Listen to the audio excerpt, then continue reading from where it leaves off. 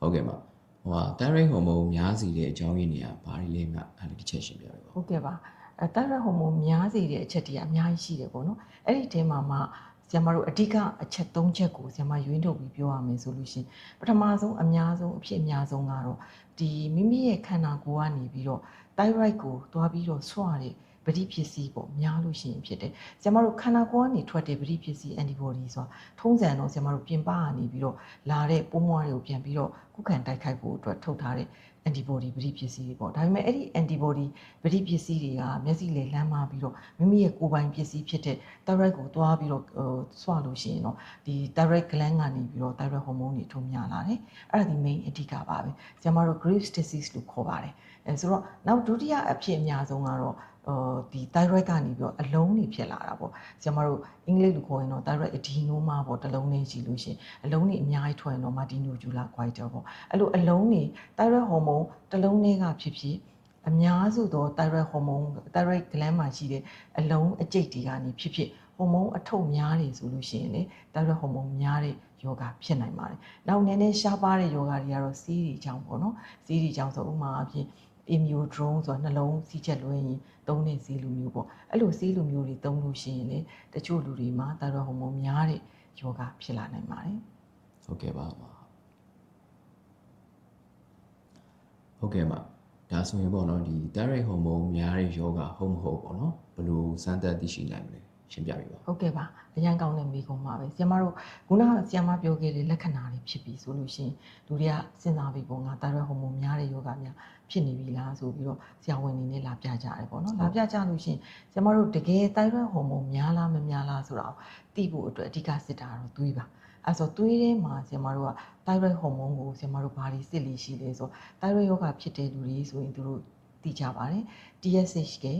ဆရာမတို့ T4 ရယ် T3 ရယ်ဆိုပြီးဆရာမတို့စစ်ချပါတယ်အဲ့ဆိုအဲ့ဟာတွေကဘာတွေလဲပေါ့နော်ဆရာမတို့သွေးထဲမှာစစ်ကြတာအဲ့ဆို TSH ဆိုတာကဆရာမတို့ကအုံနော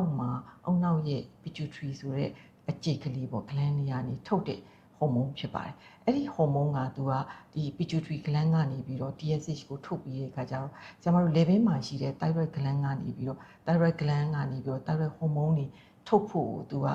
တွားပြီးတော့နှိုးဆွပါတယ်အဲဆို TSH ကလာပြီးနှိုးဆွမယ် thyroid gland ကနေပြီးတော့ thyroid hormone တွေဖြစ်တဲ့ T3 T4 တွေထွက်လာမယ်အဲ့ဒီမှာအများစုက T4 အနည်းစုက T3 ပါအဲဆိုတော့ဆရာမတို့ကဒီ thyroid gland ကနေပြီးတော့ hormone အထုတ်များတဲ့ယောဂဖြစ်ပြီဆိုရင်ဒီလူနာတွေမှာ T4 ရယ် T3 ရယ်များလာပါတယ်အဲ့လိုများလာတဲ့အခြေအနေမှာအုံနောက်ကနေပြီးတော့ဒီ T3 T4 ထွက်အောင်နှိုးဆွတဲ့ TSH ဆိုတဲ့ဟော်မုန်းကနေသွားပါတယ်။ဒါကြောင့်မလို့ thyroid hormone များတဲ့လူတွေမှာဘယ်လိုတွေ့လဲဆိုတော့ T4 များတယ် T3 များတယ် TSH ကတော့အလုံးကိုနေနေတာကိုတွေ့ရမှာဖြစ်ပါတယ်။ဒါပေမဲ့ဒီဟာက thyroid hormone ဒါက thyroid gland ကနေပြီးတော့အထုတ်များတာကိုပြောတာ။ဆရာမတို့ရှားပါပါအပေါ်က pituitary gland ကနေပြီးတော့ TSH တွေအထုတ်များတဲ့ယောဂတွေကိုတော့ဆရာမတို့ကဒီပရိသတ်ကြီးရှုပ်ထွေးသွားမှာဆိုလို့ဆရာမဒါမျိုးထည့်မပြောတော့တာပေါ့နော်ဆိုတော့ဒါဒီ thyroid hormone များလားမများလားဆိုတော့ဆရာမတို့သူ့ကိုစစ်ချင်အဖြစ်သိတာဖြစ်ပါတယ်နောက်တစ်ခုကတော့ဒီ thyroid hormone များတဲ့အကြောင်းရင်းတွေကဆရာမတို့ခုနပြောသလိုအချက်တွေအများကြီးရှိတယ်လေအဲဆိုဘာကြောင့်များ thyroid hormone များတာလဲဆိုတာဆက်သိဖို့အတွက်ဆရာမတို့ဆက်စစ်ရပါတယ်အဲ့လိုဆက်စစ်တဲ့အခါကျဆရာမခုနပြောတဲ့အဖြစ်အများဆုံးGraves' disease လို့ပြောတဲ့ပဋိဖြစ်စီ antibody များလို့ဖြစ်တဲ့ယောဂဆိုရင် thyroid antibody ပေါ့နော် TSH receptor antibody လို့ဆရာမတို့ခေါ်ပါတယ်ဆိုတော့အဲ့ဒီ antibody ပဋိဖြစ်စီတစ်မျိုးကိုဆရာမတို့ကစစ်ကြည့်လို့ရပါတယ်အဲ့ဒီ antibody များတယ်ဆိုရင်တော့သူဟာဒီ antibody ပဋိဖြစ်စီကြောင့်များတဲ့ယောဂပေါ့နော်နောက်တခြားအလုံးတွေကနေပြီးတော့ thyroid hormone အထုတ်များတဲ့ယောဂဟုတ်လားမဟုတ်လားဆိုတာသိချင်တယ်ဆိုလို့ရှိရင်တော့ဆရာမတို့က thyroid uptake scan ဆိုတာဒီ thyroid ကိုဆရာမတို့ကဆေးလေးမျိုးပြီးတော့ဓာတ်ပုံရိုက်ကြည့်လို့ရပါတယ်ဒါကတော့ဆရာမတို့ကဒီ thyroid hormone များရတဲ့အကြောင်းရင်းတွေကဘာတွေလဲဆိုပြီးတော့ဆက်ကြည့်တာပေါ့နော်အဲဆိုခြုံပြီးတော့ပြန်ပြီးတော့ပြောရမယ်ဆိုလို့ရှိရင် thyroid hormone ရောရများတဲ့ယောဂဟုတ်မဟုတ်သိချင်တယ်ဆိုရင်ဆရာမတို့သွေးကိုစစ်ရပါတယ်သွေးကိုစစ်လိုက်လို့ hormone များပြီဆိုရင်အကြောင်းရင်းတွေကိုဆရာမကပြောသလိုဆက်ပြီးတော့စစ်ဖို့လိုပါတယ်နော်ဟုတ်ကဲ့ပါဟုတ်ကဲ့ပါဒါဆိုရင်ဒီ thyroid hormone များခြင်းကိုဘယ်လိုကုသလို့ရလဲမှရှင်းပြပေးပါဦးကဲပါဥဒနီဆိုတဲ့နေရာမှာဆရာမတို့ကဒီယောဂ နော်တာရက်ဟော်မုန်းများတဲ့ယောဂဘာကြောင့်ဖြစ်တယ်လဲပုံမှာမူတည်ပြီးတော့ဆရာမတို့ကုသနေရခွဲပါတယ်အဲဆိုပထမဆုံးအဖြစ်အများဆုံးဆရာမ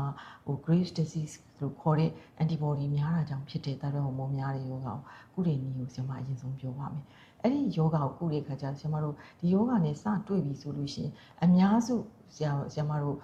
လက်ခံထားတာကတော့ဆေးနဲ့စပြီးတော့ကုကြပါတယ်အဲဆိုဆေးနဲ့ကုတဲ့နေရာမှာဆရာမတို့ဆေးတွေအမျိုးမျိုးရှိတယ်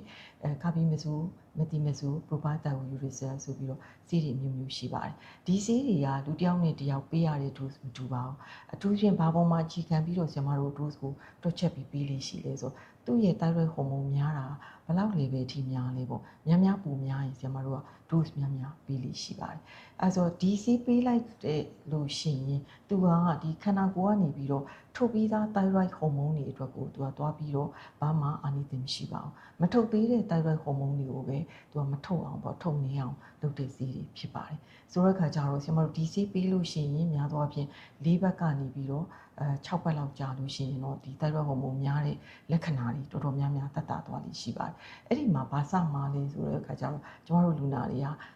လက္ခဏာတွေတော့အကုန်ပျောက်သွားပြီသက်သာသွားပြီငါရဲ့ thyroid hormone များတဲ့ယောဂတော့ပျောက်သွားပြီဆိုပြီးတော့ဆရာဝန်စီလည်းပြန်မလာတော့ဘဲနဲ့မိမိဘာသာဆေးကိုရက်လိရှိပါတယ်